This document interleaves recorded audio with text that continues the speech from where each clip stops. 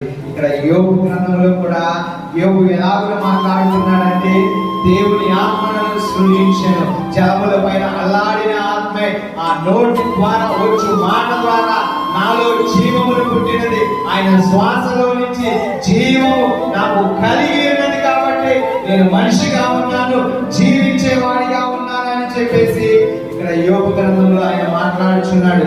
ఏ పరిస్థితిలో మాట్లాడుతున్నాడంటే, సుఖముగా మనలాగా కూర్చుని మాట్లాడట్లేదు, లేదంటే సంతోషముగా ఆయన అన్ని కూడా అనుభవించి సుఖముగా తింటూ సుఖముగా నిద్రపోతూ ఒక మంచి ఇంటిలో ఉండి ఆయన మాట్లాడట్లేదు. ఆయన చెట్టు కింద లేదంటే ఎక్కడో మూలన కూర్చుని చిల్ల పెంకులు తీసుకుని ఆ యొక్క కురుపులను లేదంటే ఆ యొక్క బొక్కులను రుద్దుకుంటూ దురదతో వేదనతో ఆయన గోకుంటూ చర్మములో నుంచి రక్తము అలాగే చీము కారుతూ ఉన్నప్పుడు ఆయన మాట్లాడే మాట ఏమిటంటే, దేవుని ఆత్మను సృజించాను అనే మాట మాట్లాడుతున్నాడండి. హల్లెలూయా.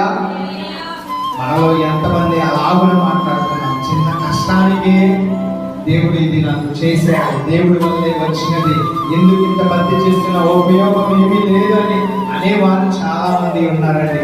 ఆయన పరిస్థితిని ఒకసారి ఆలోచిద్దామండి. ఆయన ఎలాగంటే చిల్లపికు గోపుకోవడానికి గోర్లు కూడా గోకడానికి గోర్లలో ఉన్న శక్తి సరిపోవడం లేదు ఆయనకి. అంటే ఆ దురద ఆయనకి అలాగున అనిపిస్తూ ఉంటుంది.